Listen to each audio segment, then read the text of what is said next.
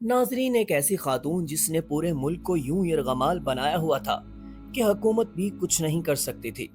वो खातून कल रात अमेरिका जाते हुए पकड़ी गई और पुलिस ने उनका पासपोर्ट लेकर उन्हें बैरून मुल्क जाने से रोक दिया। ये थी डॉक्टर महरंग बलोच, जो कि कई सालों से मिसिंग पर्सन के मामले पर एहतजाज में है। महरंग बलोच कौन है और उनके वालिद सरकारी मुलाजिम होने के साथ साथ कलदम तंजीमों के साथ क्यों काम करते रहे? महरंग बलोच और इंडिया का आपस में क्या राब्ता है? महरंग बलोच ये सब किसके कहने पर करती हैं? दोस्तों, आज की इस वीडियो में हम आपको बलोच कसम परस्त समाजी कारकुन डॉक्टर महरंग बलोच की जिंदगी के वो हकायक बताएंगे जो आपने आज तक नहीं सुने होंगे। दोस्तों, अगर आप हमारे चैनल पर नए हैं तो हमारे चैनल को सब्सक्राइब करें और बेल आइकन को लाजमी क्लिक करें ताकि हर आने वाली वीडियो से आप बाखबर रह सकें। नाजरीन, सुबह बलूचिस्तान के दारुल हुकूमत कोयटा में तलबा के एक एहतजाज के दौरान बोलान मेडिकल कॉलेज की तलबा महरंग बलोच सबकी तवज्जो का मरकज बनी। कोयटा में एक एहतजाज के दौरान महरंग बलोच को खवातीन पुलिस एहलकारों ने गिरफ्तार किया, लेकिन बाद में उसी रोज उन्हें रिहा कर दिया गया।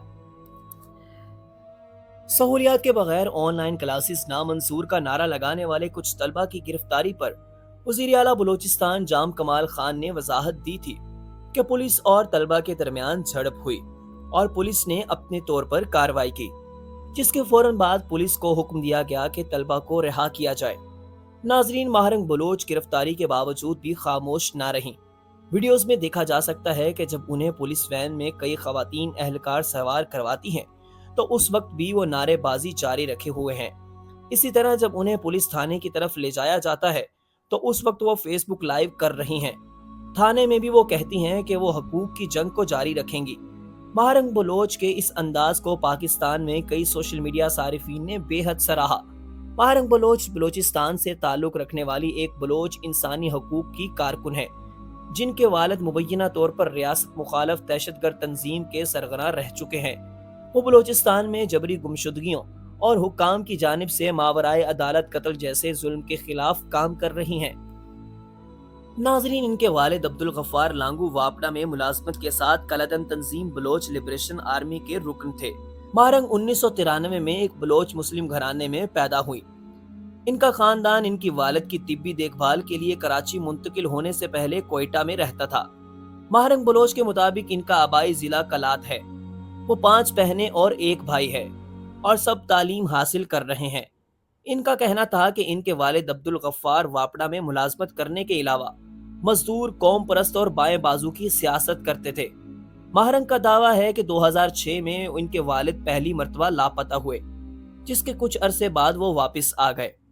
फिर वो 2009 में लापता हुए और 2011 में उनकी मस्ख शुदा लाश मिली। महरंग बलोच के मुताबिक इसके बाद हम सब बहन भाई वालदा के हमरा कराची चले गए, जहां कई साल तक खामोशी से जेरे तालीम रहे। 2006 में जब इनके वालिद लापता हुए तो उस वक्त ये 5वीं क्लास में पढ़ती थी। उस वक्त भी वालिद को बाजियाब करवाने के लिए ये कोयटा प्रेस क्लब के सामने एहतजाज में शामिल थी। दोस्तों, आज महरंग बलोच आलमी सतह पर मानी जाती हैं।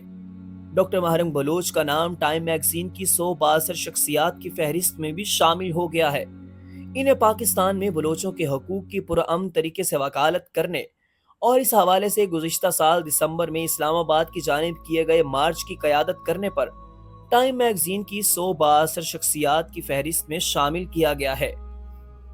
गुज़िश्ता साल दिसंबर में सैकड़ों बलोच खवातीन ने इस्लामाबाद की जानिब मार्च किया था, जिसमें खवातीन ने हुकूमत से अपने शोहरों, बेटों और भाइयों के लिए इंसाफ के उसूल का मुतालबा किया।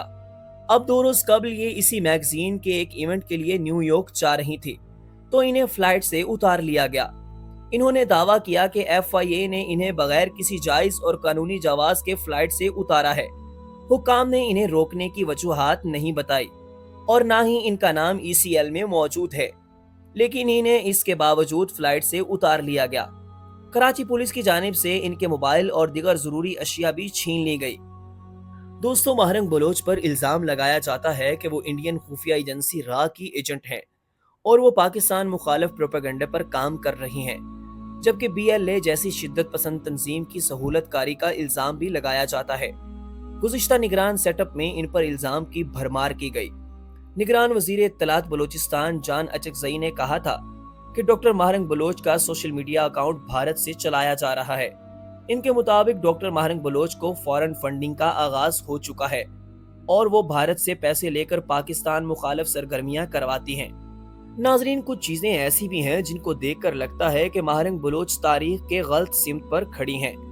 ماہرنگ بلوچ نے ایک کانفرنس میں کہا تھا کہ سپریم کورٹ، پارلیمنٹ اور سیکیورٹی فورسز جبری لاپتہ افراد کو رہا کریں یا کم از کم انہیں کسی عدالت میں پیش کریں، لیکن وہ یہ بتانا بھول گئی کہ پاکستان سپریم کورٹ نے 1 مارچ 2011 کو اس حوالے سے ایک کمیشن تشکیل دیا تھا جو اب بھی اپنا کام کر رہا ہے، جبکہ ماہرنگ بلوچ کا جبری گمشدگیوں کی تحقیقات کرنے والے عدالتی کمیشن کے ساتھ تعاون کرنے سے مسلسل انکار لاپتہ افراد کے معاملے کو حل کرنے میں ان کی ساخت اور مقاصد پر سنگین سوالات اٹھاتا ہے۔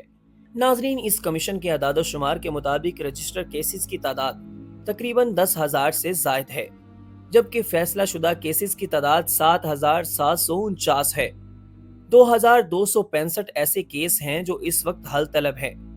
کمیشن کے اعداد و شمار سے پتہ چلتا ہے کہ لاپتہ افراد کی ایک بڑی تعداد نے دہشت گرد تنظیموں جیسا کہ Balochistan liberation army BLA، Balochistan liberation front BLF اور تحریک طالبان پاکستان TTP میں شمولیت اختیار کر رکھی ہے۔